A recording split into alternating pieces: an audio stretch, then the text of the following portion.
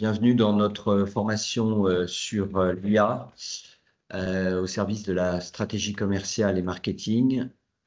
J'espère que vous allez bien, j'espère que vous m'entendez bien. Alors je me présente, rapidement, moi j'ai fait je viens de publier là un livre notamment sur, un peu l'impact de l'IA, concernant un peu les stratégies, qu'on a dans la partie marketing et sur le côté commercial. Je suis un ancien commercial aussi, auparavant et pendant cette mini, formation express, on va essayer d'observer, notamment quelques réflexions qu'on peut avoir et 2 cas d'usage que vous allez pouvoir tester, directement après la fin de la formation express. D'accord? Donc si vous avez des questions, bien évidemment, vous pouvez, les poser, directement, dans le chat. On se fera un plaisir avec Raphaël, de pouvoir répondre un peu sur les sujets et on vous présentera aussi à la fin, une formation aussi qu'on fait sur ce sujet, si ça vous intéresse avec, un format en distanciel et un format en présentiel, pour ceux qui sont intéressés. D'accord? Voilà pour ça. Est-ce que tu peux passer à la slide Ouais, d'après, s'il te plaît? Voilà, c'est très parfait. Là, bien. vous avez une petite présentation sur ce que je fais, un peu là-dessus. Et puis voilà, on va avancer sur vraiment le cœur du sujet. Est-ce que tu peux passer, encore une autre Oui, slide? Voilà. alors, Ça, c'est vas-y, je t'en prie. oui, alors juste un petit mot. On a plusieurs formations express à venir, hein, dont Elevator Pitch le 17 septembre, le 24 septembre sur la RSE, et puis le 30 septembre sur Copilot, hein, qui est aussi sur l'IA. Euh, QVT sur le 3 octobre, et puis à nouveau sur LinkedIn le 8 octobre, et SAS le 10 octobre, et enfin Python le 15 octobre. Donc c'est toujours le même format, 30 minutes, format très court, hein, formation express pour donc vous mettre en appétit. Il s'agit vraiment d'un apéritif, hein, et non d'une formation complète. À toi, Julien. Bon, c'est parfait. Est-ce qu'on peut passer la slide juste d'après Ouais, sur les 2 points qu'on va observer, pendant cette formation express? ouais, les Voilà, voilà. pourquoi il y a un intérêt? Pourquoi il y a un intérêt au niveau des IA génératives? Là, moi, j'ai par exemple, aujourd'hui des cas d'usage, typiquement pour des professions, par exemple pour les notaires, pour, il y a plein de métiers qui sont concernés par ça et c'est vrai que, voilà, c'est important de pas simplement utiliser notamment, ChatGPT, hein. Il y a plein de manières, de prendre ça en compte. Donc je vais vous présenter 2 usages, simples et surtout il y a plein d'outils métiers maintenant qui sont en train d'intégrer ça. Donc on va le voir, un petit peu ensemble. Mais juste avant, j'aimerais bien, si vous avez des réponses un peu sur ça, tu peux passer la slide juste d'après Oui. pour avoir un petit peu, savoir comment est-ce que vous êtes en train d'intégrer ce genre d'outils. Voilà, dites-moi si c'est pour faire du contenu, pour faire de la prospection, pour trouver des clients, pour rédiger des emails, faire notamment des processus un peu d'idéation. Si déjà vous avez des choses que vous utilisez et que vous faites, n'hésitez pas, bien évidemment, à le partager dans le chat pour qu'on puisse un petit peu regarder sur ça, parce qu'on va avoir quelques usages, mais il y a peut-être des choses voilà, qui peuvent être intéressantes aussi de partager un peu là-dessus. Donc, si c'est le cas, partagez-le. Voilà, il ne faut pas être réfractaire par rapport à ces solutions. Bien évidemment, voilà, ça fait maintenant plusieurs années qu'on en parle et je vais vous montrer aussi un petit peu les différents stades qu'on va pouvoir retrouver. Ok, donc si c'est le cas, partagez dans le chat. Sinon, je veux bien que tu avances sur la prochaine slide. Là, je vous ai juste mis un peu les 3 stades un peu d'adoption des IA génératives. C'est des technologies qui ne sont pas nouvelles. Ce qui est nouveau, c'est que c'est un accès grand public. Là, pour l'instant, on est vraiment entre le stade 1 et le stade 2, c'est-à-dire qu'il y a vraiment encore un aspect vulgarisation, voilà, pour montrer un petit peu c'est un petit peu aussi ce qu'on fait aujourd'hui, hein. C'est vraiment un peu l'état de l'art sur ce qu'on va retrouver. Le stade numéro 2, il est en cours.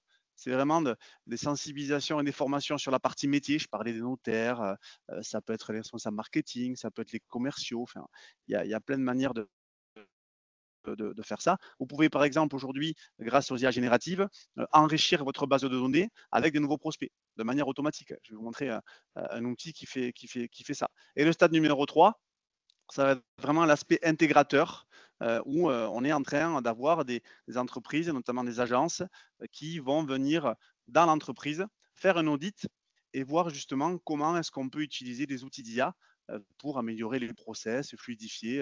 Voilà, ça se fait. Il y a par exemple PwC. Je ne sais pas si vous connaissez PwC, c'est l'équivalent un peu, c'est un cabinet de conseil, un peu l'équivalent de McKinsey, qui est devenu depuis notamment le début d'année, le premier revendeur officiel en entreprise, notamment de la solution ChatGPT avec Copilot. Donc ça veut dire aussi qu'il y a des enjeux de formation et d'intégration, un peu sur ça. Je te propose de passer à la slide juste d'après, s'il te plaît. Avant Oui. d'aborder déjà les premières ressources pour vous gratuites que vous allez pouvoir utiliser là-dessus. Là, je vous ai mis quand même une capture d'écran qui est tirée notamment du Hub Institute. Je ne sais pas s'il y en a qui connaissent. Je vous invite à regarder si vous voulez faire un petit peu de veille sur ces sujets. Ça montre un peu l'impact des IA génératives, notamment sur les métiers du tertiaire. Donc là, on est concerné sur ce que vous allez pouvoir faire. Tout ça, bien évidemment, c'est en mouvement. Là, si vous voyez les choses qui vous intéressent, sachez déjà que c'est possible de se faire aider avec de l'IA, soit avec un outil spécifique, soit de venir l'intégrer dans vos process.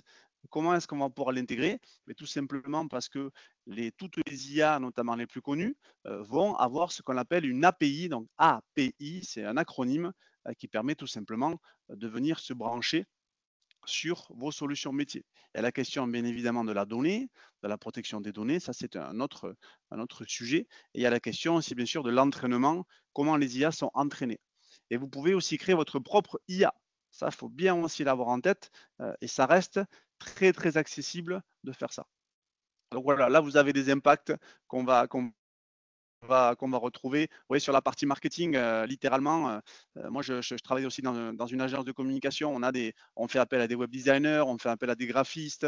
Mais aujourd'hui, on est en train de voir aussi comment est-ce qu'on peut collaborer avec l'IA sur ces sujets, à travers notamment des nouveaux métiers qui sont en train d'arriver, par exemple ce qu'on appelle les IA artistes, c'est-à-dire des personnes qui vont générer du contenu, des visuels, des chartes graphiques typiquement assistées avec de l'IA là-dessus. Donc, vous avez un impact qui est très très important. On parle aussi de la relation client.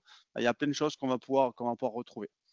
On va passer sur l'autre slide, s'il te plaît. Là, vous Oui. avez déjà un premier outil, c'est-à-dire que si vous découvrez un petit peu ces enjeux, je vous ai mis un site internet qui s'appelle, qui est en anglais, mais qui est très facile. C'est What I Can Do Today. C'est-à-dire, vous allez sur le site, vous pouvez le faire en même temps qu'on est en train de parler.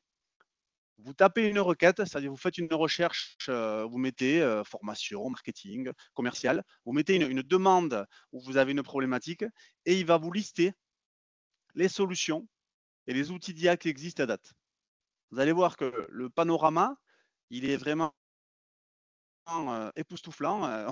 On peut se perdre un peu dans la jungle de ce qui se fait, mais c'est intéressant, surtout au début, voilà, de voir que ça évolue, bien évidemment, et qu'il y a plein de gens qui sont en train aussi, bien sûr, parce que la plus grande opportunité, notamment des IA, c'est d'abord de construire dessus, c'est-à-dire de faire des solutions à travers notamment les IA les plus connus. Certainement, vous en avez entendu un petit peu parler. Donc, regardez sur ce site, voilà, c'est 100% gratuit, et vous avez des IA qui sont classées par catégorie, et honnêtement, c'est vraiment très intéressant, et la plupart des outils en Très plus, bien. Tu peux vous nous allez le rappeler retrouver avec la partie freemium. oui, Julien, tu peux nous rappeler le nom du site? Oui, oui, le site, là, vous l'avez sur la slide 8. Ça s'appelle What AI Can Do Today. Voilà, What AI Can Do D'accord. Today. Je peux le remettre si vous voulez c'est vraiment une plateforme qu'on va retrouver. Je vous le mets ici là, dans le chat. Je vous mets le lien dans le chat si vous voulez aller, Ouais. regarder. Et littéralement, il n'y a pas que celle-là qui existait, hein. Moi, j'en utilise beaucoup au quotidien, mais ça, c'est très très bien. Je vous le mets là, je vous mets le lien juste ici. Voilà. Et vous recherchez par rapport à une problématique, je vous ai mis dans le lien. Et vous allez voir, il va trouver plein de choses qu'on va avoir en tête. Et surtout, voilà, c'est classé par catégorie. Donc c'est quand même pas mal là-dessus. Super. OK? Merci. Est-ce qu'on peut aller sur la slide d'après, s'il te Oui, plaît? Voilà, je voulais aborder aussi un petit point sur notamment un peu l'intérêt, parce que souvent, oui, c'est sûr qu'il y a un emballement médiatique, on parle beaucoup de ces sujets. Bon, les IA génératives, c'est pas que pour faire du contenu, c'est pas que pour faire des visuels, c'est pas que pour faire du texte. Il y a un usage qui est quand même qui est beaucoup plus important. Vous avez, par exemple, Carrefour. Je pense que tout le monde connaît Carrefour. Bon, Carrefour a fait partie des premières entreprises, notamment des grandes entreprises françaises, à intégrer l'IA, notamment sur tout ce qui est la description des produits, sur faire en sorte que quand vous allez faire vos courses, notamment sur la partie e-commerce de Carrefour, et bien, automatiquement, grâce à l'IA, ils vont vous faire des recommandations de recettes. Donc, il y a plein de possibilités et il n'y a pas vraiment de limite par rapport à ça. La petite limite qu'on peut avoir, c'est est-ce qu'on a confiance un peu sur ça avec les données confidentielles. Et si vraiment vous avez des problématiques de données un peu sur ces sujets, il faut utiliser en local. En local, ça veut dire qu'on va utiliser des IA qui ne sont pas connectés à Internet. Voilà, ça, faut très clairement l'avoir en tête, parce que sinon, il peut y avoir des fuites de données, ce qu'il y a déjà eu, hein, et ce qu'il y aura certainement un petit peu à l'avenir. D'accord? Donc en local, que ce soit très clair, c'est une IA qui va être sur votre ordinateur, mais qui ne va pas être relayée notamment à une connexion Internet. Ok, voilà, donc aujourd'hui, c'est pas le cas hein, si vous utilisez notamment les IA les plus connus, ou encore il faut aller sur une version payante. D'accord? Voilà. Est-ce qu'on peut passer à la oui, slide juste d'après? Là, je vous montre deux exemples très simples, voilà, que vous pouvez utiliser. Alors, le premier, ça va être un assistant de prospection. Donc ça, c'est un outil qui s'appelle Léo, hein, c'est un outil français. Il va vous accompagner pour donc c'est bien sûr assister avec de l'IA, hein. Je vous invite à regarder, je vais remettre le lien après si vous voulez dans le chat. Il va vous faire vos faits de prospection. C'est-à-dire que vous allez lui dire quelle cible vous voulez toucher. Donc il va aller récupérer sur les bases de données, par exemple sur LinkedIn, sur société.com, il va connecter tout ça et il va vous faire des données qui vont être enrichies. Quand je dis des données qui vont être enrichies, c'est par exemple, il va récupérer les numéros de téléphone, il va récupérer les adresses email, et après, il va vous faire des propositions sur comment est-ce qu'il faut contacter ces personnes. Quels sont les sujets qui vont intéresser ces personnes. Et l'intérêt, c'est que vous allez avoir une prospection. On dit souvent que la prospection, il faut qu'on ait un aspect, je dirais, personnalisé. Mais là, vous allez chercher de la personnalisation et vous pouvez le faire de manière automatique.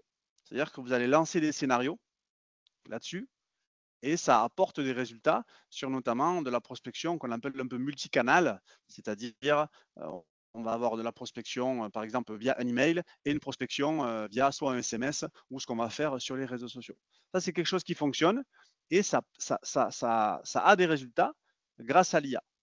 Okay, tout ça, c'est assisté par l'IA.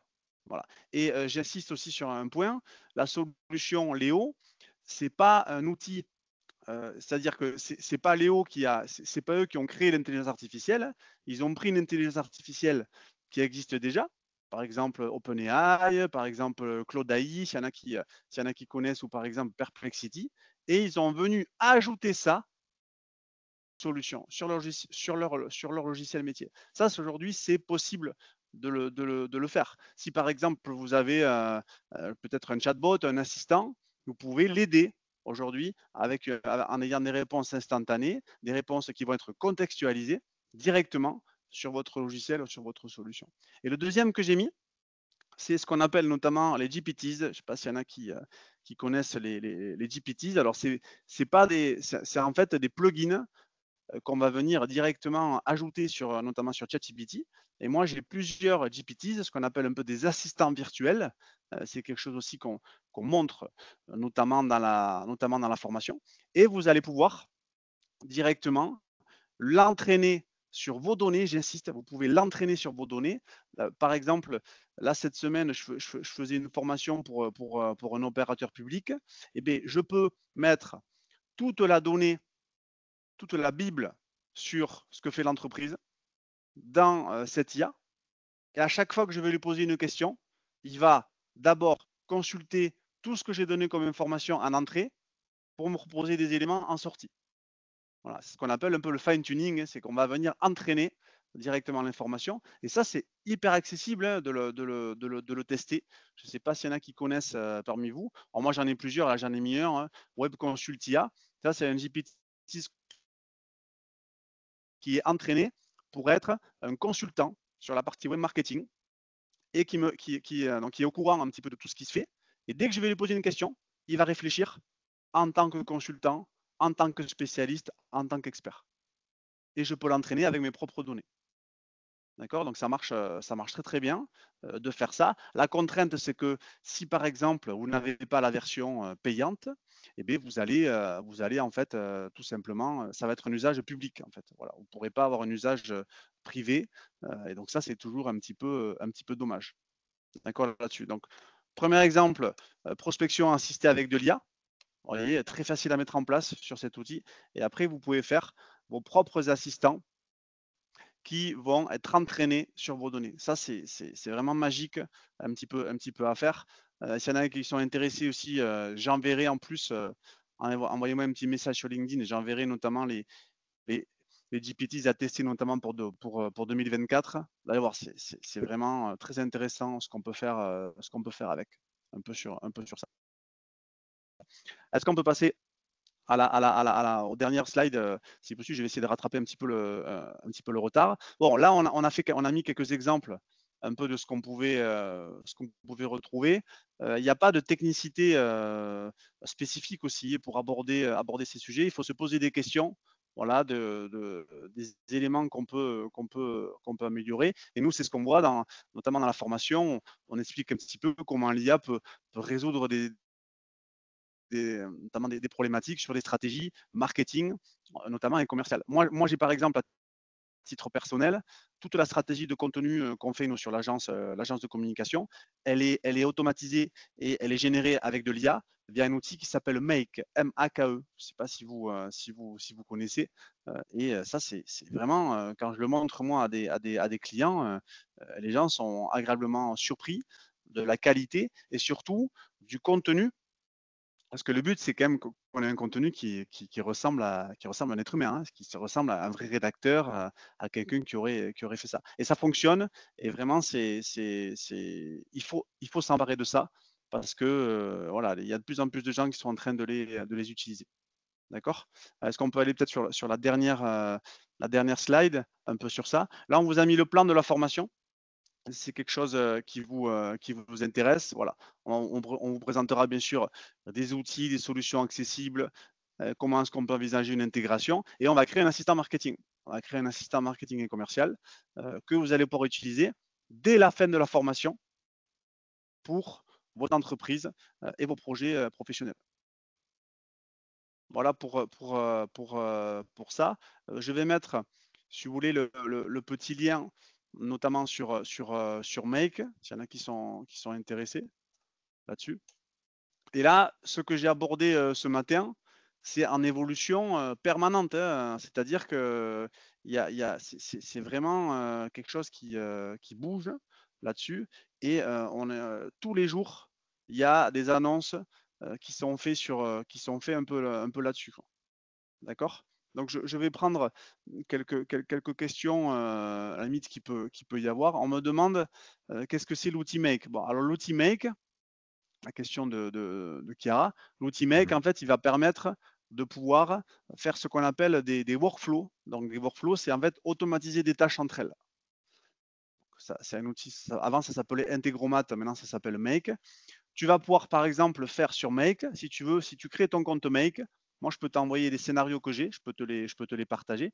Tu vas pouvoir par exemple faire en sorte que dès que tu reçois un mail, ça envoie le mail dans ton Make, ok? Ensuite, ça va l'envoyer notamment à un outil d'IA qui va te préparer une réponse et qui t'envoie un brouillon dans tes mails.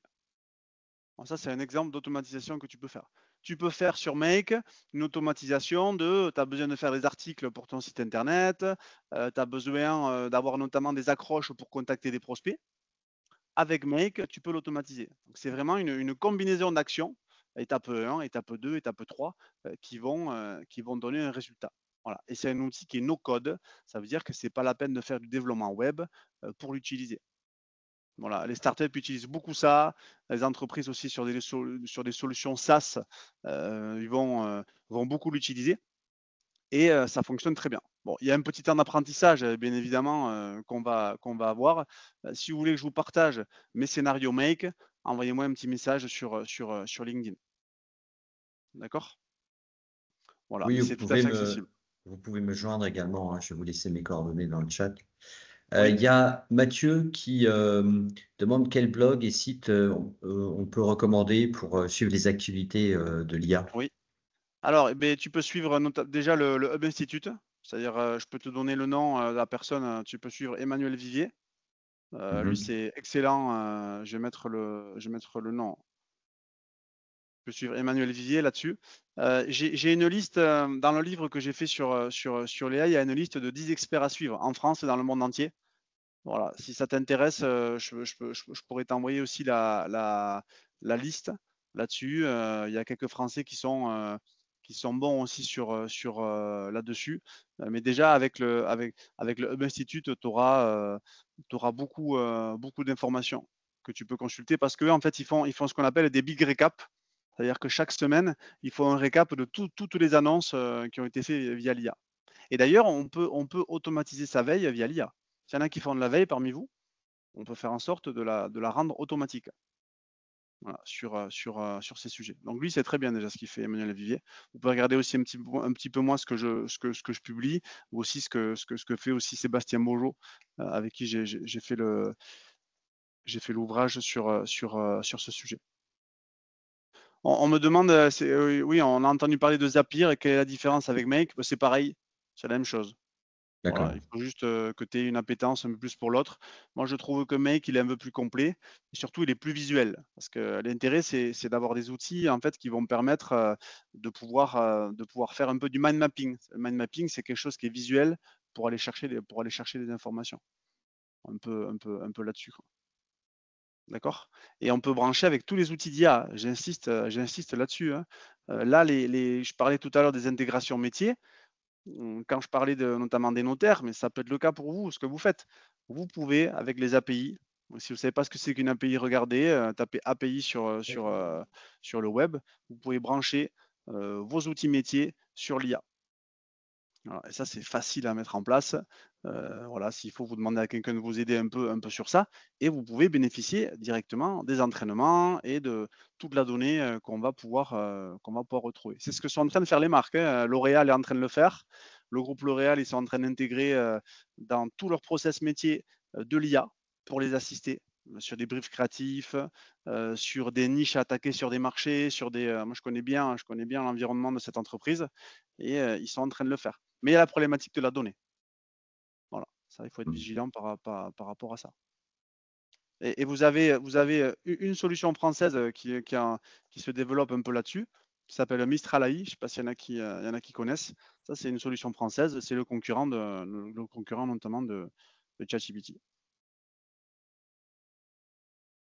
Est-ce que vous avez d'autres questions? Peut-être je peux remettre le lien vers vers les outils que j'ai montrés.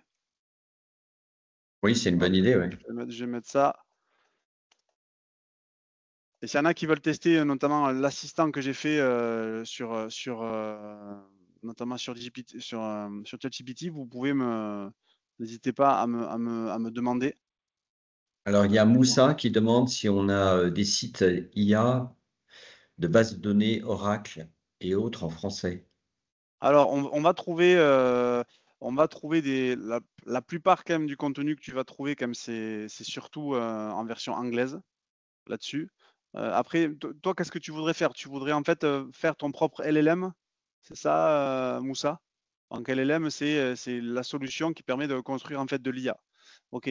Donc si tu veux faire ton propre LLM, On va pas expliquer ce que c'est ici directement. Regardez si ça vous intéresse, mais c'est comme ça que sont construits les outils, les outils d'IA génératifs, comme par exemple ChatGPT.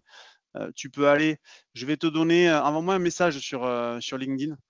D'accord, je vais te donner un peu un site où tu peux aller, où tu peux brancher n'importe quel LLM et tu peux construire ta propre solution de A à Z, si tu veux. Voilà, il faut que je retrouve le nom parce qu'en fait, il y en a tellement. Mais là, je suis en train de le faire. Mais pour les notaires, le projet, je suis en train de faire ça. C'est pas moi qui vais le faire, hein, mais on travaille avec quelqu'un qui le met en place.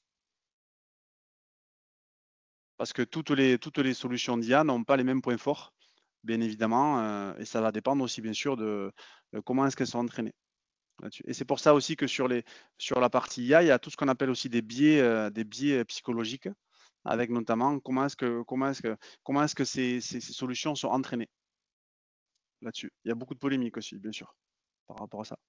Donc je pourrais répondre à la question. Oui, oui, tout à fait.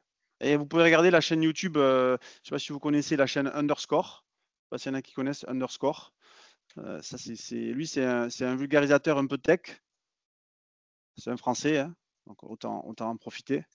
Et lui, il est vraiment bien. Il s'appelle Micode. C'est très intéressant ce qu'il explique aussi sur la partie IA. Et lui, il fait vraiment des tests tout le temps. Donc c'est pas mal.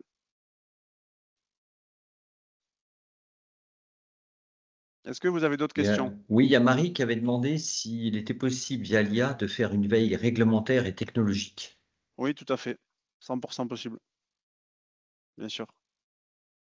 On peut Pareil. faire, alors par exemple avec Make, avec l'outil Make que j'ai montré, on peut rentrer. Alors je ne sais pas si tu as déjà des sources d'informations privilégiées que tu voudrais rentrer, mais admettons, tu vas sélectionner ce qu'on appelle des flux RSS. Donc un flux RSS, c'est une source d'information sur le web, un blog, un média, une chaîne YouTube. Tu as ta liste de, je sais pas moi, de 15 flux RSS. Alors moi aujourd'hui, j'utilise Feedly. Je ne sais pas si tu connais, c'est un outil pour faire de la veille qui est très très bien. Moi, avant, j'étais social media manager, donc on faisait beaucoup de veille sur les sujets. Tu peux intégrer tous tes flux RSS dans Make. Dans Make, tu peux automatiser ta veille et tu peux recevoir des emails avec ça. Ben, si tu regardes notamment la newsletter du Hub Institute, le Big Recap, tu vas t'apercevoir que honnêtement, je pense qu'il y a 500 informations sur chaque newsletter, 500 sources. C'est impossible de faire ça à la main. Donc, c'est qu'il y a une automatisation. Voilà. Et on peut le faire sur Make. Oui, oui, tout à fait. C'est possible. Même, il faut voir si tu peux le faire avec la version gratuite ou pas. Mais déjà, si tu ne connais pas Feedly, va sur Feedly, parce que c'est gratuit jusqu'à 100 flux RSS. Donc, c'est quand même pas mal. Après, si tu veux monter à l'échelle, automatiser et recevoir un mail un peu récap, je pourrais t'orienter aussi sur des gens qui l'ont fait ou sur des informations que tu peux trouver là-dessus sur le web. Ça prend un peu de temps quand même de faire ça après, hein. Peut-être tu vas y passer 2 heures, hein, au minimum, mais ça fonctionne. D'autres questions? Question. Oui, il y a encore une petite question.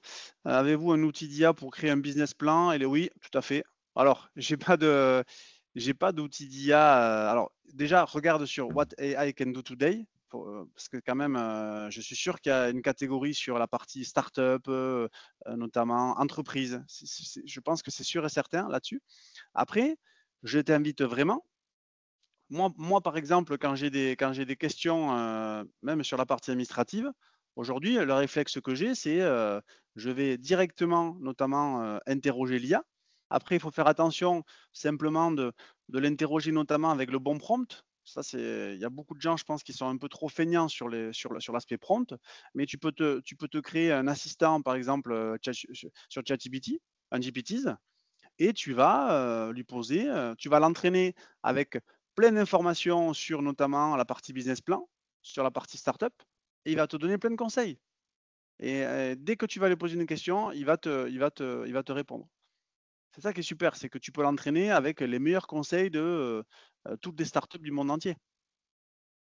Donc c'est possible de faire ça. Moi, je le ferai vraiment avec des données spécifiques là-dessus. Après, tu vas trouver, oui, si tu regardes le site que j'ai montré, il y en a un autre aussi qui s'appelle Futurpedia. Voilà, Futurpedia aussi, c'est une encyclopédie en ligne sur tous les outils d'IA qui existent, que tu vas pouvoir retrouver. Voilà, mais Si tu as un compte, notamment sur ChatGPT ou sur Claude AI ou ce que tu veux, regarde, tu peux faire des assistants. C'est là, le point fort, c'est ça.